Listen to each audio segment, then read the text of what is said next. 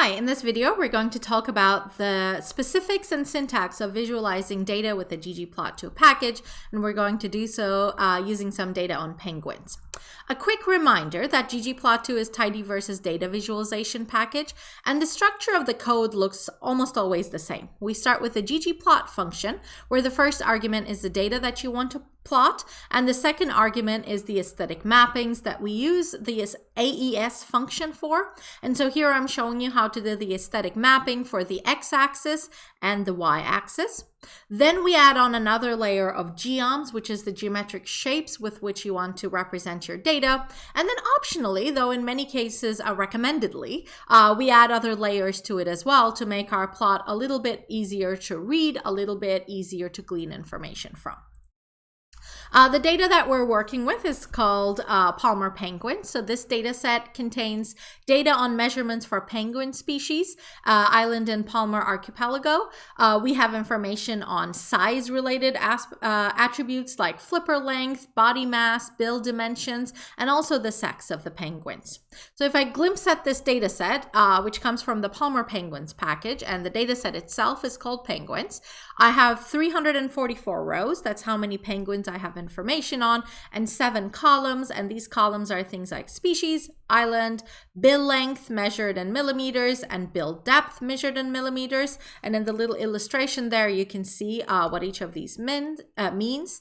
We also have their flipper length, also measured in millimeters, their body mass measured in grams, and also the sex of the penguin.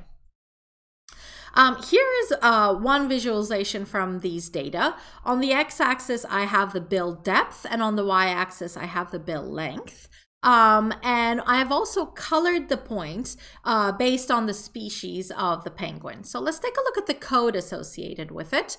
Once again, I have the data the data argument is the data frame that I'm working with, and the second argument is the mapping argument where I do my aesthetic mappings. And so in addition to X and Y variables here, I have a new aesthetic mapping, which is the color, which says the color of my point should be the species. Then I tell ggplot what sort of geometric object I want to represent these points by.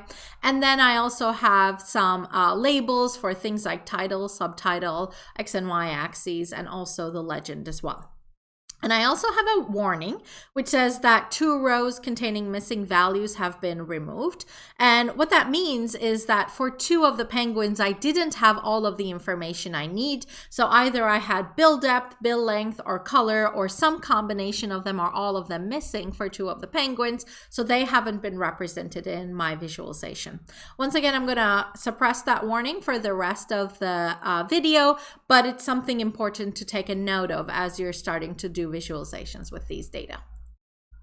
So next, what we're going to do is a little bit of coding out loud. We're going to build the ggplot in the layers that we've talked about previously, but also think about how would we say the code in words.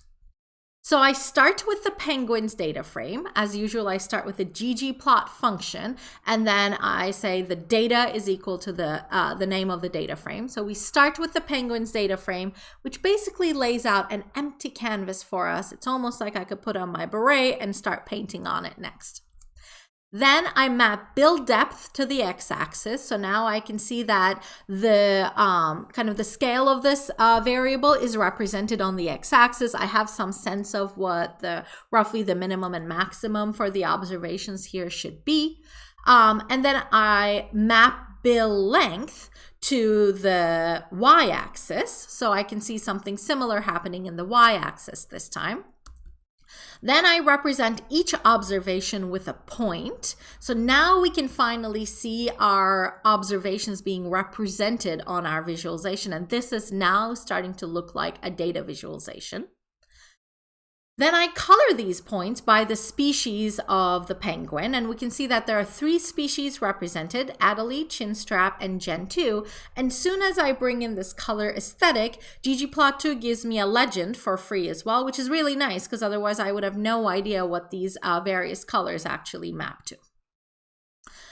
Then I title the plot, bill depth and length, and then I add a subtitle, dimensions for Adelie, Chinstrap, and Gentoo penguins. And then I label the X and Y axes as build depth, and then indicate the units of measurement, millimeters, and build length in millimeters respectively. And I label the legend species. I just made that. By default, it was grabbing the name of the variable, which was lowercase. So to match all the other labels, I made that start with an uppercase S as well. Then I add a caption for the data source. So this is another label that I can add. So I say the source is Palmer Station Altar, and I also note the package where the data came from. And finally, I might choose to use a different color scheme. So here I'm going to use a discrete color scale that is designed to be perceived by viewers with common forms of color blindness. It's called the Viridis scale. And the function I'm using for that is scale color Viridis and then _D. And that _D basically says that this is a discrete scale that I'm using, and depending on the number of levels you have, here I had 3 levels for my species variable, it picks some colors that are both visually pleasing and also colorblind friendly as well. So here is the ultimate plot that we made. Here is the code that we built, and remember that here I'm showing you the warning as well. And here's the narrative that we talked about. Start with the penguin's data frame, map build depth and x-axis to the x-axis, and map build length to the y-axis. Then we represent each observation with a point and map species to the color of each point. We title the plot build depth and length and add the subtitle dimensions for Adelie, Chinstrap, and Gentoo penguins. We label the X and Y axes as build depth in millimeters and build length in millimeters respectively, and label the legend species and add a caption for the data source. And finally, we use a discrete color scale that is designed to be perceived by viewers with common forms of color blindness. And so it's really, I think, useful as you're writing the code to think about the narrative that goes along with it. Not only is it going to make it easier for you to learn the syntax, but it's also going to give you an understanding of how we build these plots layer by layer. A note about R in general, but also about ggplot2 specifically as well, is that we can actually omit the names of the first 2 arguments when building plots with ggplot. So instead of saying data equals penguins, I could just say penguins. And instead of saying mapping equals the result of these aesthetic mappings coming from the AES function, I could simply omit that mapping equals and start with AES. So the code that you're probably going to run into a lot more regularly in the wild looks something like this, where we are omitting the first 2 argument names. And you're going to see more of that in the course videos as well. Since real estate is precious on the slides, I'll probably try to minimize and omit explicitly mentioning the argument names. So let's talk a little bit about aesthetic mappings. Commonly used characteristics of plotting characters that can be mapped to a specific variable in the data are color, shape, size, and alpha, which is a measurement of the transparency level of your points. So here, for example, we have colored the points by the species of the penguins. And here what I've done is added another aesthetic mapping where I said shape equals island. So I'm mapping the shape to a different variable than color. And so you can see that in the visualization that some of the points are represented in circles. Those are the penguins from Biscoe Island. Some of them are represented in triangles. Those are the penguins from the Dream Island. And some of them are squares. And those are the penguins from the Torgerson Island. I could also map the same variable to various aesthetics. So here I've actually mapped the species variable to both color and shape. And now you can see that ggplot2 has nicely for us collapsed the legends so that they're represented in a single legend where purple circle means Adelie, green triangles mean chin strap, and yellow squares mean Gen2, the species. This might seem redundant, but it's actually good practice to not only use color for mappings, but one other thing as well. We've talked about color blindness being an issue, so how you perceive color might be different than how someone in your audience perceives color. So indicating color to communicate very important information might sometimes backfire. But also, if you're ever printing stuff out, which more and more so we're not doing that, but if you are printing stuff out, and especially if you're going to be printing things out black and white, it might not be a great idea to count on the grayscale mappings of anything that you're printing, but instead represent that same information with the shape as well. So imagine if all of these were just black points, but they had the different shapes, I could still tell the difference between the species. Versus if I had the first visualization where I only mapped species to color, and I had printed this black and white in a way that the grayscale didn't work out well, and I had all of the points black, then I wouldn't be able to tell the difference between the various species. Another aesthetic is size. So here what I've done is I have sized the points based on the body mass of the penguin. So ggplot2 added a legend for me again here, where it says that the smallest of the scale is 3,000 grams and the largest is 6,000 grams. It's a little bit hard to tell the difference between the various points, but you can see that some of the penguins with really small bill length and bill depth also tend to be smaller in body mass, versus on the higher end of bill length and bill depth, on the top quadrant of the visualization, we all generally seem to have larger penguins by body mass as well. And another aesthetic is the alpha level. So here I've mapped alpha level to flipper length. So the more faint the points, the smaller the flipper length, and the more kind of darker, more opaque the points, the larger the flipper length here. I want to make a distinction between the word mapping that I've been using and then also setting certain attributes for your visualization. On the mapping side, what I've done is I have mapped body mass to the size of the points, and I have also mapped flipper length to the alpha level of the points. So we can see that we end up getting a legend for both of these variables, and these legends basically tell me, depending on what I'm seeing, what the various kind of levels of opaqueness and also what the sizing of points actually represent. So one of the things I can see here, for example, is that the penguins that are on the the top half here, or top third here, seem to have darker mappings for flipper length. So I suppose those tend to be bigger penguins with like longer flipper length.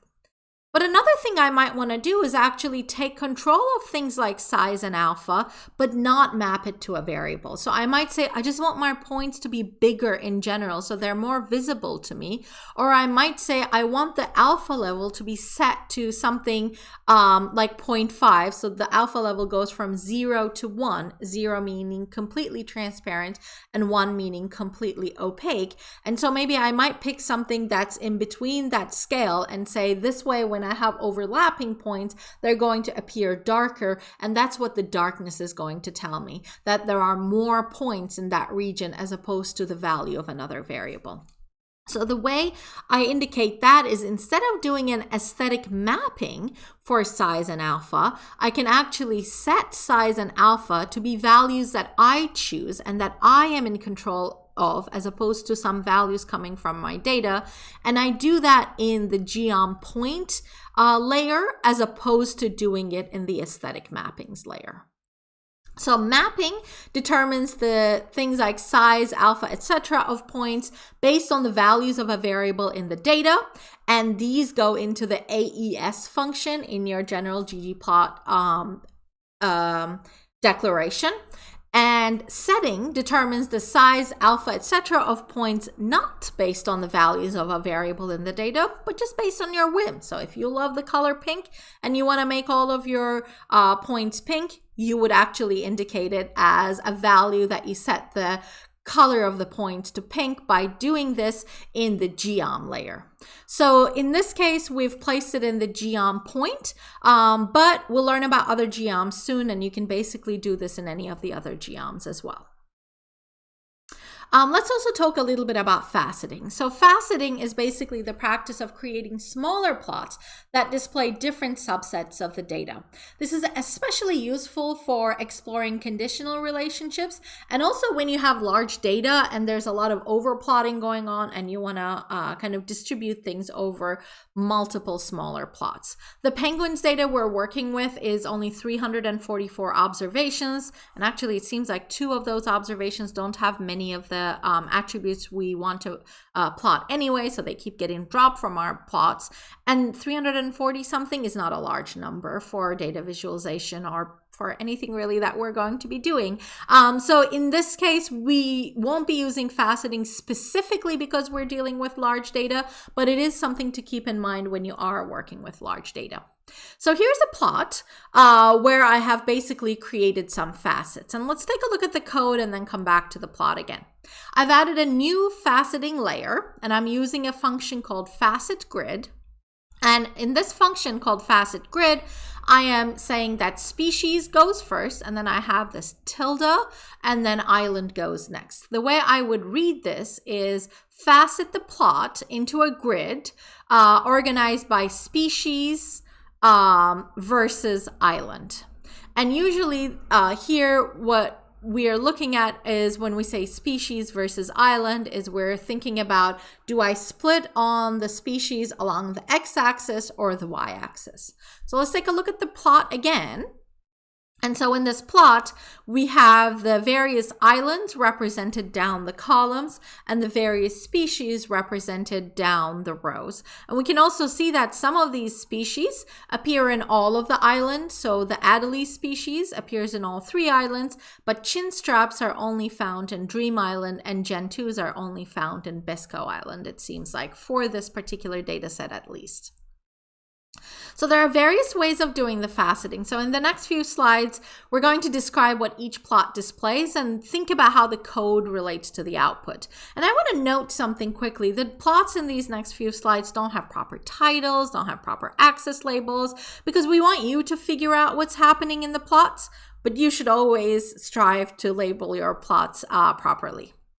So here I have the facet grid where I'm looking at species by sex.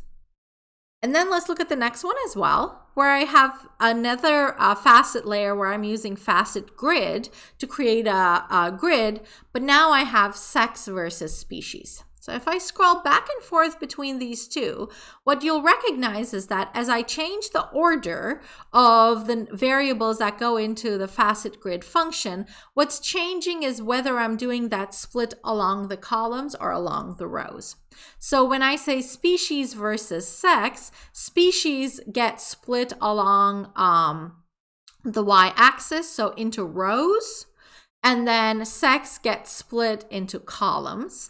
So this is row by column, similar to when we looked at the dimension function and it reported to us rows first and then the columns.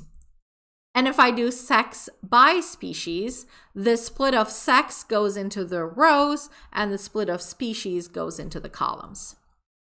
I can also use a different way to create a facet, which is facet wrap, which is useful when you only want to facet by a single variable. So here I just want to facet by species. And what this wrap does is if it gets to the end of the line, it will actually do a wrap and wrap around and kind of continue to list the various species for me. I can get to the same result by using a facet grid, but not specifying a variable to be split along the column. So actually the result from doing a facet wrap, where I just say wrap facet by species, or I say create a facet grid, but don't split it up at all in the rows, but only split it by species in the columns, gives me the same answer. Which one you should use?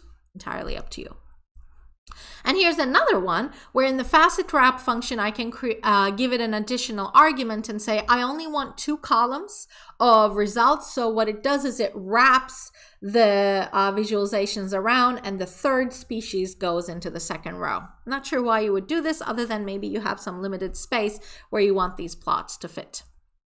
So in summary, the facet grid is for a 2-dimensional grid, and we always do it in the order of rows by columns. And if we don't want to split in one of the dimensions, we can use just a dot.